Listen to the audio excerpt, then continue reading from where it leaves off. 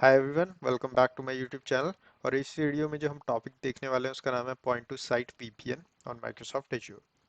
तो point two site VPN को समझ लेते हैं कि पॉइंट टू साइट वीपीएन होता क्या है सबसे पहले, प्रैक्टिकल देखने से पहले।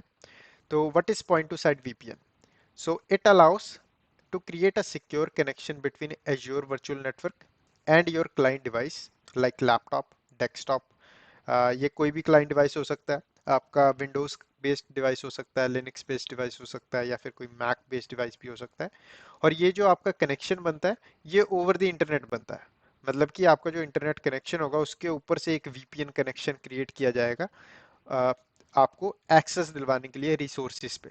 ठीक है, तो इस टोपोलॉजी से समझने की कोशिश करते हैं कि बेसिकली हमको वीपीएन चाहिए क्यों। तो फॉर एग्जांपल आपका एक वेब सर्वर है, ठीक है, ये एक वेब सर्वर है, ये एज्योर के ऊपर डिप्लॉयड है। ठीक है, और इस वेब सर्वर के ऊपर कोई भी पब्लिक आईपी एड्रेस असाइन नहीं है। ठीक है, कोई भी पब्लिक आईपी एड्रेस इसके ऊपर असाइन नहीं है। तो नॉर्मली आप चाहते हो कि आपके जितने भी यूजर्स हैं कंपनी के अंदर काम करते हैं वो इस वेब सर्वर को एक्सेस कर सकें और अपना काम जो है कर सके, राइट।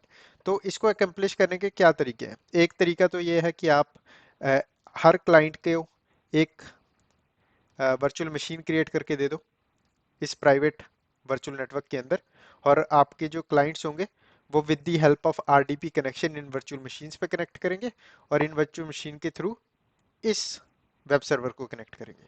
ठीक है, एक तरीका तो ये है, पर ये कॉस्ट इफेक्टिव भी नहीं है और ये सिक्योर भी नहीं है, क्योंकि आपकी जो वीएम्स होंगी जो आपके क्लाइंट एक्सेस करेंगे वो वर्चुअल मशीन्स एक्सपोज्ड होंगी इंटरनेट पे, राइट। तो उस सिनेरियो में आप client point two site VPN का यूज कर सकते हो। तो पॉइंट टू साइट वीपीएन कैसे सेटअप होता है? तो यहाँ पे आपने फॉर एग्जांपल आपकी कंपनी के एम्प्लॉयज हैं, उनको आपने अपने लैपटॉप दिए हुए हैं कंपनी के, ठीक है, और वो किसी भी लोकेशन से काम कर सकते हैं अपने लैपटॉप के ऊपर। और उनको अगर इस वेब सर्वर को एक्सेस करना है और इस वेब सर्वर के ऊपर कोई भी पब्लिक आईपी एड्रेस असाइन नहीं है, मतलब कि इंटरनेट से इस सर्वर को आप डायरेक्टली एक्सेस नहीं कर सकते, तो हम क्या करते हैं, हम एक वीपीएन कनेक्शन सेटअप करते हैं अपने एज्योर वर्चुअल नेटवर्क के ऊपर। तो उसको सेटअप करने के लिए हम एक सेपरेट गेटवे क्रिएट करते हैं जिसका नाम होता है गेटवे सबनेट, और इसके अंदर सारी कॉन्फ़िगरेशन होती है वर्चुअल गेटवे की। ठीक है, वीपीएन गेटवे बोलते हैं जिसको हम। तो हम वीपीएन गेटवे कॉन्फ़िगर करते हैं एक, और वीपीएन गेटवे के अंदर सारी सेटिंग्स डिफाइन करते हैं लाइक ऑथेंटिकेशन मेथड। ठीक है, और जो हमारे यूजर्स होंगे वो कनेक्ट करेंगे तो उनको क्या सबनेट मिलना चाहिए। ठीक है, तो ये सिनेरियो कुछ ऐसा हो सकता है कि आपका ये जो लैपटॉप है इसके ऊपर आप एक वीपीएन क्लाइंट यूज करते हो, ठीक है, और इस प्राइवेट नेटवर्क के ऊपर आप वीपीएन गेटवे कॉन्फ़िगर करते हो। ठीक है, तो वीपीएन गेटवे काइंड ऑफ आपका यहाँ पे बैठा होगा, और आपके जो वीपीएन क्लाइंट है, यूजर्स अपनी लैपटॉप के ऊपर वीपीएन क्लाइंट के ऊपर इस वीपीएन गेटवे की इंफॉर्मेशन डालेंगे, और जैसे ही अपने क्रेडेंशियल्स पास करेंगे वो क्रेडेंशियल्स इस वीपीएन गेटवे के थ्रू होके आपके लैपटॉप को एक सिक्योर कनेक्शन दे देंगे इस सबनेट के अंदर, इस प्राइवेट नेटवर्क के अंदर। ठीक है, मतलब कि आपके लैपटॉप को एक तरीके से परमानेंट एक्सेस मिल जाएगा इस सबनेट का। ठीक है, राउटिंग अनेबल हो जाएगी इस सबनेट के अंदर। ठीक है, फिर आप इस वर्चुअल मशीन को प्राइवेटली एक्सेस कर सकते हो ओवर द टनल। ठीक है, तो इस तरीके से आपका वीपीएन जो है काम करता है। ठीक है, तो अगर आपको वीपीएन और डिटेल में जानना है कि वीपीएन एक्चुअल में काम कैसे करता है, ठीक है, तो आप कमेंट सेक्शन में मेंशन कर सकते हो। बट फॉर दिस वीडियो मैंने सिर्फ आपको आइडिया देना था कि वीपीएन एक्चुअल में होता क्या है। इस वीडियो का मेन फोकस है हमारा कि वीपीएन को सेटअप कैसे करते हैं हम पॉइंट टू साइड वीपीएन को एज्योर के ऊपर। ठीक है, तो हम प्रैक्टिकली देखेंगे, उसमें आपको और क्लियरली अंडरस्टैंड हो जाएगा। तो नेक्स्ट स्लाइड में चलते हैं और इम्पॉर्टेंट नोट्स देख लेते हैं वीपीएन के, पॉइंट टू साइड वीपीएन के। तो you have to configure a separate VPN gateway. एक वीपीएन गेटवे कॉन्फ़िगर करना पड़ता है आपको एज्योर के ऊपर, and a gateway subnet in Azure virtual network. ठीक है, तो आपको क्या करना पड़ता है, आपको दो चीजें कॉन्फ़िगर करनी पड़ती हैं। एक तो वीपीएन गेटवे, ये एक सर्विस है और ये पेड सर्विस होती है, मतलब कि आपको एवरी आवर पे करना पड़ता है, आपको चार्जेस लगते हैं इसके। एंड आपको सेकंड चीज जो होती है वो गेटवे सबनेट सेटअप करना पड़ता है। और ये जो गेटवे सबनेट है आप उस वर्चुअल नेटवर्क के अंदर सेटअप करोगे जिस वर्चुअल नेटवर्क को आप एक्सेस दिलवाना चाहते हो अपने क्लाइंट्स के साथ। ठीक है, तो जैसे कि हमारी पिछली स्लाइड में अगर जाऊं, ठीक है, तो इस स्लाइड में अगर मैं क्लियरली आपको समझाने की कोशिश करूं, तो ये हमारा वर्चुअल नेटवर्क है। ठीक है। इसके अंदर हमारी ये सबनेट है, वर्चुअल मशीन है। हम इस सबनेट को एक्सेस दिलवाना चाहते हैं, तो हम बेसिकली क्या चाहते हैं, हमारे क्लाइंट जो है, हमारी जो क्लाइंट मशीन्स हैं, वो एक तरीके से पार्ट बन जाए हमारे इस प्राइवेट नेटवर्क का, इस वर्चुअल नेटवर्क का पार्ट बन जाए। ठीक है। तो हम इस वर्चुअल नेटवर्क के अंदर एक गेटवे सबनेट कॉन्फ़िगर करते हैं, और उस सबनेट का नाम ही बेसिकली गेटवे सबनेट होता है। ठीक है। तो नेक्स्ट देख लेते हैं। नेक्स्ट है हमारे पास, you can not deploy any other virtual machines of your own in a subnet. मतलब कि जो आपका गेटवे सबनेट होगा, इसके अंदर आप कोई भी वर्चुअल मशीन को डिप्लॉय नहीं कर सकते। ठीक है। ये स्पेसिफिकली वीपीएन के लिए होता है। ठीक है। ये स्पेसिफिकली वीपीएन के लिए ही सेपरेट सबनेट क्रिएट किया गया है। इसके अंदर आप अपनी पर्सनल वीएम या अपनी कोई भी वीएम डिप्लॉय नहीं कर सकते। The VMs in gateway subnets are managed by Azure. अब क्योंकि वीपीएन गेटवे है, राइट, ये एक सर्विस है, तो ये बैकएंड में एक्चुअल में एक वर्चुअल मशीन ही है जो एज्योर रन कर रहा है। वर्चुअल मशीन का इंस्टेंस ही होगा जो रन कर रहा होगा, और इसके थ्रू आपका कनेक्शन बनेगा। ठीक है। पर यहाँ पे एक चीज़ है कि जैसे कि मैंने बताया, वीपीएन गेटवे जो होता है मैनेज होता है एज्योर के थ्रू। मतलब कि ये जो बेसिकली वर्चुअल मशीन्स हैं, ये सारी मैनेज कर रहा है एज्योर। आपको इसकी कोई हेडेक लेने की जरूरत नहीं है, आपको सिर्फ कॉन्फ़िगरेशन करनी होती है वीपीएन गेटवे की सेटिंग्स की, दैट्स इट। ठीक है। थर्ड आपके पास, you can use /26/27 address spaces for a gateway subnet recommended by Azure Microsoft. ठीक है। तो मतलब कि जैसे कि हम सबनेट सेटअप करते हैं, राइट, तो सबनेट के अंदर हम अपनी एड्रेस स्पेस बताते हैं। जैसे कि फॉर एग्जांपल आपका सबनेट 192.168.10.0 है, फिर आप बताते हो कि भाई ये /24 हो या /25 हो। तो माइक्रोसॉफ्ट रिकमेंड करता है कि भाई आप वीपीएन गेटवे जो सेटअप करते हो, तो उसको आप या तो /26 का सबनेट दे दो या /27 का दे दो, ये इनफ होगा। मतलब कि ऐसे नहीं है कि आप /24 नहीं दे सकते, आप /24 भी दे सकते हो, ऐसी कोई दिक्कत नहीं है। पर माइक्रोसॉफ्ट बोलता है अगर आप एड्रेसेस बचाना चाहते हो अपने सबनेट के अंदर, तो आप /26 दे सकते हो या /27 दे सकते हो, जो कि आपको एड्रेस स्पेसिस पे सेव करेगा और इनफ है। ठीक है। तो ये कुछ मेन पॉइंट्स थे वीपीएन गेटवे के। ठीक है। तो लैब जो हम परफॉर्म करेंगे उसके अंदर हमारा ये वाला ही लैब होगा। ये मेरा पर्सनल लैपटॉप है जिसके ऊपर मैं इस टाइम वीडियो रिकॉर्ड कर रहा हूँ। इसको इसके ऊपर मैं वीपीएन क्लाइंट सेटअप करूंगा, बेसिकली क्लाइंट इंस्टॉल करूंगा। और ये हमारा प्राइवेट नाम का नेटवर्क है, एक वर्चुअल नेटवर्क है। इसके ऊपर हमारी एक सबनेट क्रिएटेड है। इस सबनेट के अंदर हमारा एक वेब सर्वर है। ठीक है। तो ऐसे होगा, हम वीपीएन गेटवे सेटअप करेंगे, हम गेटवे सबनेट सेटअप करेंगे और क्लाइंट का कनेक्शन क्रिएट करेंगे। ठीक है। तो एज्योर पोर्टल पे मैं चलता हूँ, और यहाँ पे मैं आपको अपनी वर्चुअल मशीन दिखा देता हूँ सबसे पहले। तो ये मेरी वेब नाम की वर्चुअल मशीन है, और इसके ऊपर राइट नाउ एक पब्लिक आईपी एड्रेस असाइंड है। तो अगर मैं इसको कॉपी करूं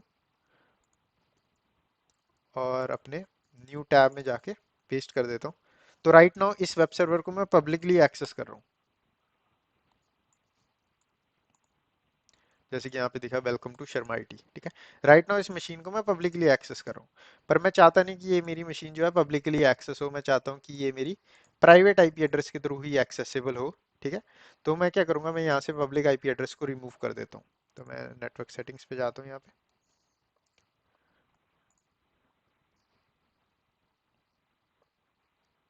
और यहाँ पे आईपी कन्फिग, और यहाँ पे जाके मैं अपना ये जो पब्लिक आईपी एड्रेस है इसको रिमूव कर दूंगा और सेव कर देता हूँ कॉन्फ़िगरेशन को।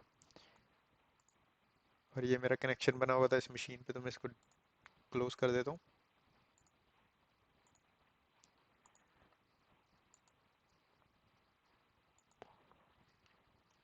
और जब तक ये वाला जो कॉन्फ़िगरेशन है हो रही है, इसको हम रहने देते हैं। अब नेक्स्ट स्टेप है हमारा, जो हमारा मेन फोकस है इस वीडियो का, वो है वीपीएन गेटवे को सेटअप करना, और वर्चुअल जो वीपीएन गेटवे है वो सेटअप करना, और गेटवे सबनेट सेटअप करना। ठीक है। तो सबसे पहले हम गेटवे सबनेट को सेटअप करेंगे। तो मैं क्या करूँगा, यहाँ पे वर्चुअल नेटवर्क्स के अंदर जाऊँगा अपने, और ये मेरा जो प्राइवेट नाम का वर्चुअल नेटवर्क है इस पे क्लिक करूंगा, और यहाँ पे सबनेट्स पे क्लिक करूंगा लेफ्ट साइड में। और यहाँ पे मेरे को दो ऑप्शन दिखते हैं, सबनेट एंड गेटवे सबनेट। तो सबनेट हम जब नॉर्मली सबनेट्स ऐड करते हैं, लाइक एक सबनेट ऐड करना है, इसके लिए मैंने सेपरेट वीडियो बनाई है, आपका वर्चुअल नेटवर्क और सबनेट्स कैसे काम करता है, तो मैं ज़्यादा डीप नहीं जाऊंगा इसके अंदर। पर हमने गेटवे सबनेट सेटअप करना, तो मैं गेटवे सबनेट पे क्लिक करूंगा, और यहाँ पे आप इसको चेंज नहीं कर सकते। क्योंकि हम गेटवे सबनेट बना रहे हैं और गेटवे सबनेट का ऑलवेज नाम गेटवे सबनेट ही होता है। और आप एक वर्चुअल नेटवर्क के अंदर एक ही गेटवे सबनेट बना सकते हो, ठीक है।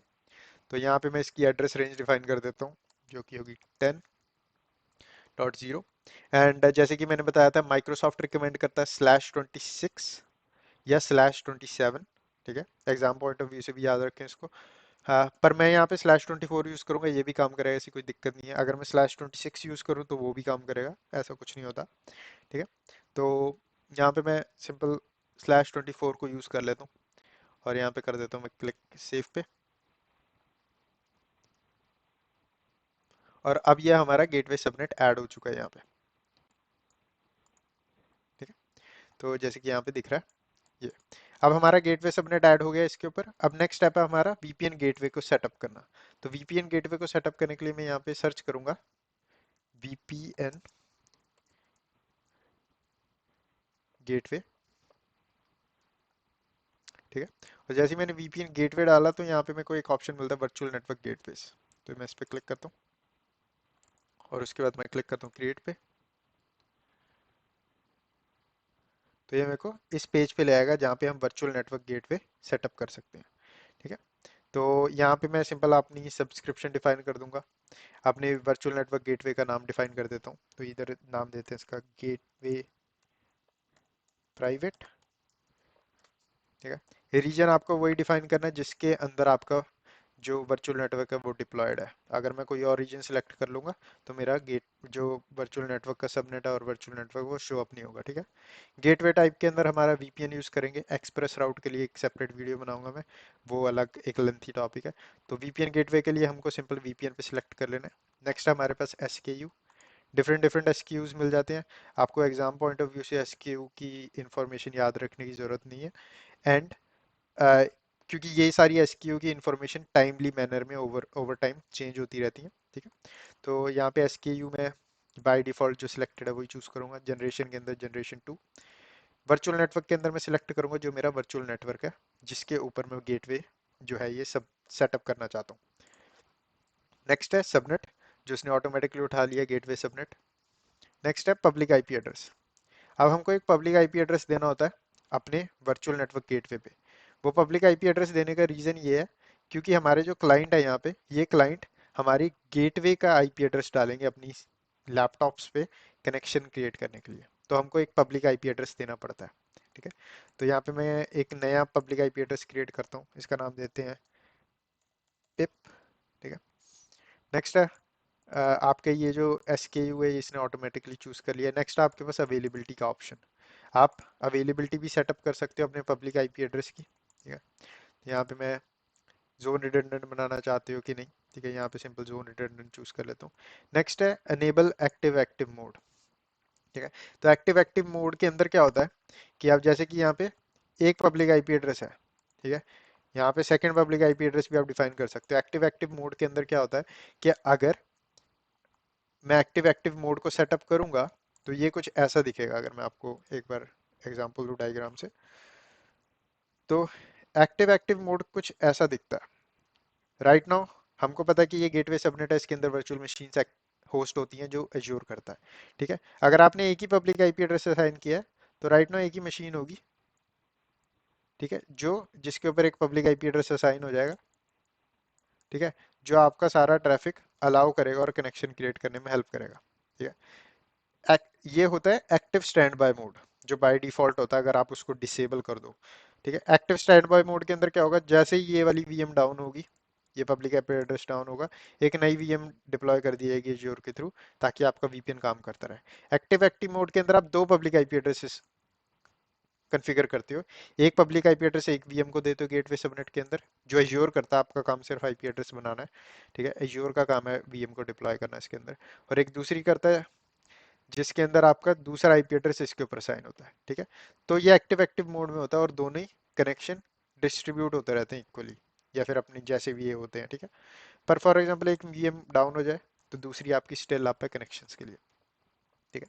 तो इस तरीके से आपका होता है एक्टिव एक्टिव मोड। तो वीडियो को थोड़ी लेंथी ना बनाने के लिए, सिंपल रखने के लिए, मैं सिंपल इसको डिसेबल पे क्लिक कर देता हूँ। नेक्स्ट है हमारे पास यहाँ पे एनेबल की एक्टिव एक्टिव मोड हमने डिसेबल कर दिया है।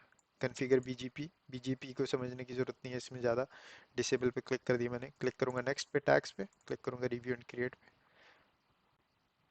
और उसके बाद क्लिक कर दूंगा क्रिएट पे। तो वीपीएन का जो सेटअप होता है, वर्चुअल नेटवर्क गेटवे का जो सेटअप होता है, ये टाइम लगा सकता है, ठीक है।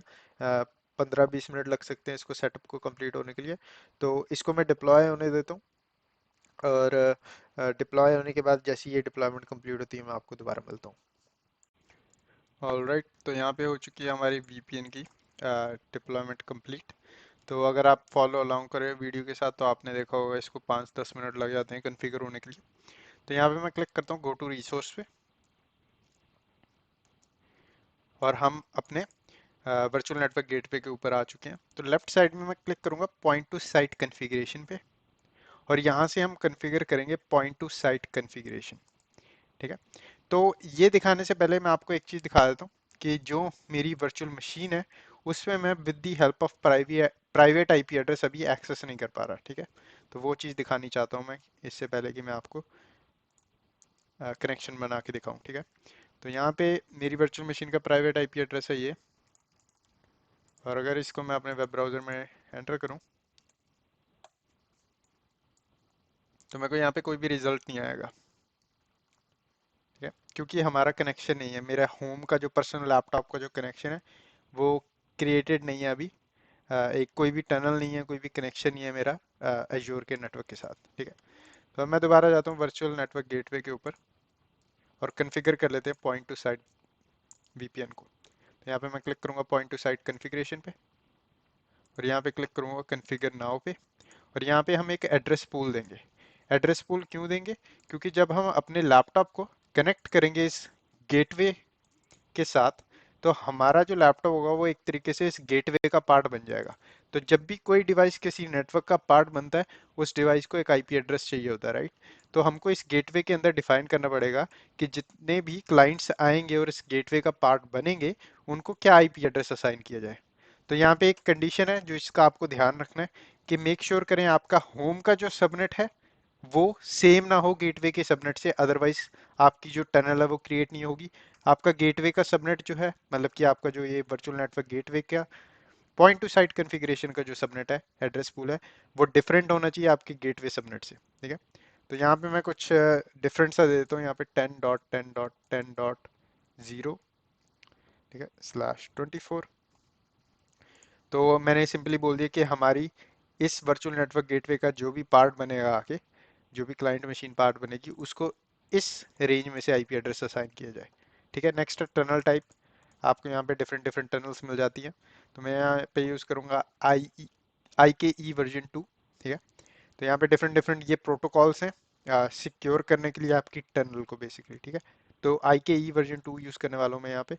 ऑथेंटिकेशन टाइप के अंदर आपको 3 तरीके की ऑथेंटिकेशन मिलेगी यहाँ पे: azure certification, radius authentication, azure active directory authentication, ठीक है। तो यहाँ पे एज्योर सर्टिफिकेट वाला ऑप्शन यूज़ करूंगा मैं।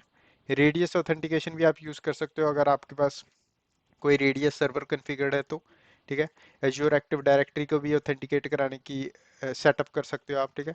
फॉर दिस वीडियो ये सबसे इजी स्टेप होगा, वीडियो लेंथी नहीं होगी इसकी हेल्प से। तो यहाँ पे एज्योर सर्टिफिकेट पे क्लिक करता हूँ मैं, क्योंकि बाकी दो ऑप्शंस के अंदर हमको सेपरेट कॉन्फ़िगरेशन भी करनी पड़ेगी, जो कि हमारी इस वीडियो का टॉपिक नहीं है बेसिकली। तो यहाँ पे एज्योर सर्टिफिकेट पे क्लिक करूंगा, ठीक है। तो यहाँ पे ये हमको मांगेगा रूट सर्टिफिकेट, ठीक है। रूट सर्टिफिकेट हमको क्रिएट करना पड़ेगा। तो रूट सर्टिफिकेट क्रिएट, तो यहाँ पे दो चीजें होंगी। हम क्या करेंगे, हम अपने लैपटॉप के ऊपर एक रूट सर्टिफिकेट क्रिएट करेंगे, और उस रूट सर्टिफिकेट क्रिएट करने के बाद हम एक क्लाइंट सर्टिफिकेट भी क्रिएट करेंगे। मतलब कि एक रूट सर्टिफिकेट क्रिएट करके क्लाइंट सर्टिफिकेट क्रिएट करेंगे, पर्सनल सर्टिफिकेट क्रिएट करेंगे, और उसकी हेल्प से कनेक्ट करेंगे यहाँ पे, ठीक है।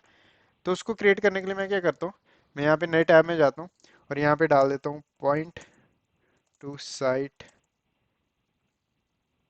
एज्योर सर्टिफिकेट यूजिंग पावरशेल और समथिंग, ठीक है। यहाँ पे एंटर करते हैं, और यहाँ पे मेरे को ये आ जाएगा generate and export certificates for P2S मतलब पॉइंट टू साइट पावरशेल। तो ये माइक्रोसॉफ्ट की डॉक्यूमेंटेशन है। तो यहाँ पे अगर मैं स्क्रॉल डाउन करूँ तो हम करेंगे सबसे पहले create self signed root certificate, ठीक है। और उसके बाद हम क्रिएट करेंगे क्लाइंट सर्टिफिकेट।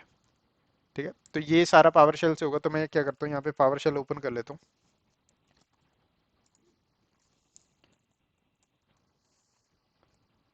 और इसको रन कर लेते हैं एज एन एडमिनिस्ट्रेटर। और यहाँ पावर शेल पे मेरे को सिंपली ये चीज कॉपी कर लेनी है।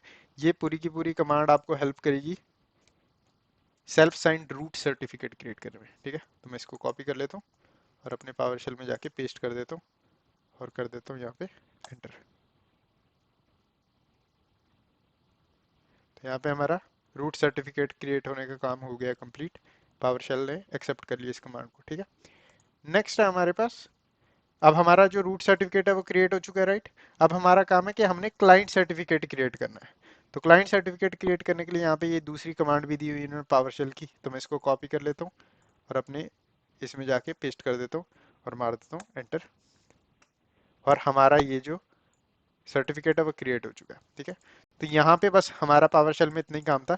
नेक्स्ट स्टेप है, आप पावर शेल को यहाँ से क्लोज कर सकते हो। नेक्स्ट स्टेप है हमारा, एक एप्लीकेशन होता है आपके लैपटॉप पे, वो ओपन करना। तो यहाँ पे आपको दिखा देता हूँ मैं, जो कि है ये। ठीक है, सर्टिफिकेट मैनेजर है बेसिकली, जहाँ पे आपको सर्टिफिकेट्स दिख जाते हैं। तो अगर मैं इसको सर्च भी करूँ, manage user certificate, manage user certificate पे आपको क्लिक कर लेना, ओपन कर लेना इसको। और यहाँ पे आप जैसे ही इसको ओपन करोगे, यहाँ पे आपको लेफ्ट क्लिक करना है, मतलब यहाँ लेफ्ट साइड पे आपको क्लिक करना है पर्सनल पे और उसके बाद सर्टिफिकेट्स पे। और सर्टिफिकेट में आपको दो सर्टिफिकेट दिख जाएंगे, ये वाला रूट है और ये वाला चाइल्ड है। ये हमारा क्लाइंट साइड वाला है क्लाइंट ऑथेंटिकेशन के लिए, और ये हमारा रूट साइड वाला है। तो ये जो रूट साइड वाला है, इसको हम अपलोड करेंगे एज्योर पे। ठीक है, और हमारा जो चाइल्ड वाला है उसको हम अपने सिस्टम पे यहीं पे रहने देंगे। ठीक है, तो मैं इसको एक्सपोर्ट कर लेता हूँ। मैं राइट क्लिक करूंगा इस पे और उसके बाद ऑल टास्क पे क्लिक करके एक्सपोर्ट पे क्लिक करता हूँ और उसके बाद क्लिक करूंगा नेक्स्ट। और यहाँ पे ये सेटिंग आपको नो पे चूज करनी है और क्लिक करना है नेक्स्ट। और यहाँ पे मैं सेकंड ऑप्शन चूज करूंगा बेस 64 एनकोडेड और क्लिक करूंगा नेक्स्ट पे। और मेरे को लोकेशन बतानी है कहाँ पे मैं इसको एक्सपोर्ट करना चाहता हूँ। तो यहाँ पे मैं सिंपल इसको अपने म्यूजिक फोल्डर में एक्सपोर्ट कर देता हूँ। ठीक है, इसका नाम दे देते हैं हम रूट सर्ट, ये नाम दे देता हूँ मैं इसका और क्लिक कर देता हूँ सेव पे और क्लिक कर देता हूँ नेक्स्ट पे और फिनिश पे। और हमारा एक्सपोर्ट हो गया सक्सेसफुल। ठीक है, तो हमारा एक्सपोर्ट हो चुका है सर्टिफिकेट।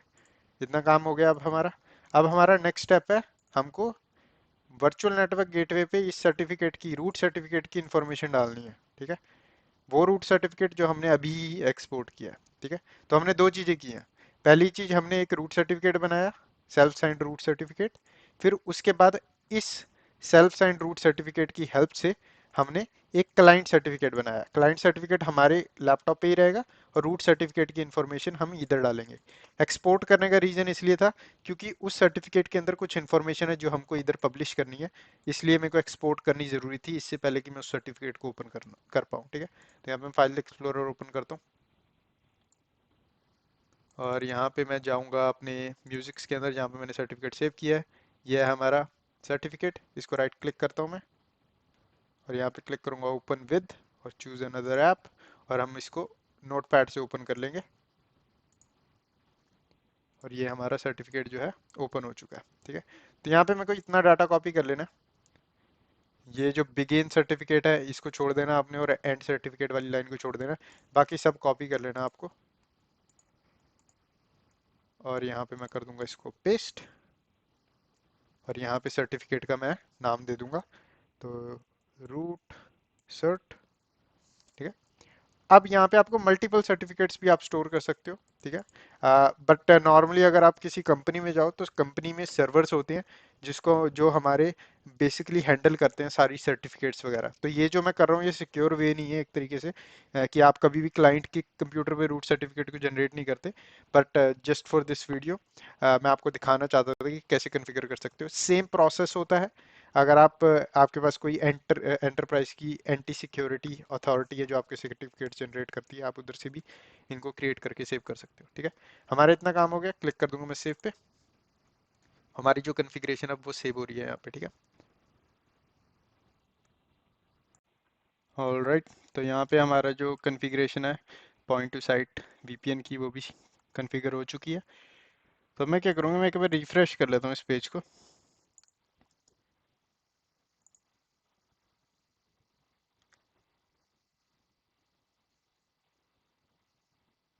और यहाँ पे मेरे को अपनी कॉन्फ़िगरेशन दिख जाएगी।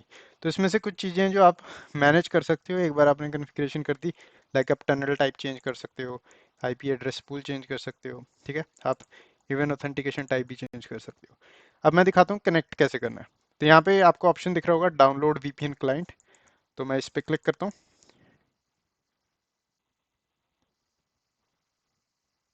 और यहाँ पे मेरा जो वीपीएन क्लाइंट है वो डाउनलोड हो चुका है, ठीक है। तो मैं यहाँ पे क्या करूँगा, मैं इसको शो इन फोल्डर कर लेता हूँ और देख लेते हैं इस क्लाइंट को।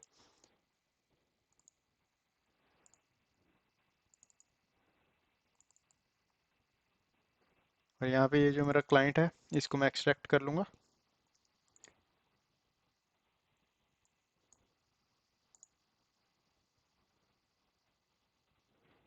तो यहाँ पे आपको डिफरेंट डिफरेंट इंस्टॉलर्स मिल जाएंगे। लाइक विंडोज़ अगर 32 बिट वर्जन है उसके लिए इंस्टॉलर है, ठीक है। आपके पास ये 64 बिट वाला है, क्योंकि मेरी विंडोज 64 बिट पे चल रही है तो मैं 64 बिट पे डबल क्लिक करूँगा। यहाँ पे मेरे को ये वाला इंस्टॉलर दिख जाएगा, ठीक है। तो यहाँ पे क्या करता हूँ, मैं इसको राइट क्लिक करता हूँ और रन कर लेता हूँ। और यहाँ पे मोर इन्फो पे क्लिक करके रन एनीवे।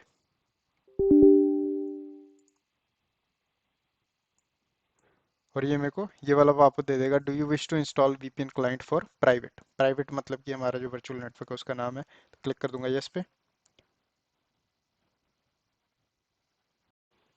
ओके, तो जैसे ही मैंने उसको रन किया तो आपको कुछ भी दिखेगा नहीं अपनी स्क्रीन पे जैसे ही आप उसको डबल क्लिक करके इंस्टॉल करोगे, ठीक है।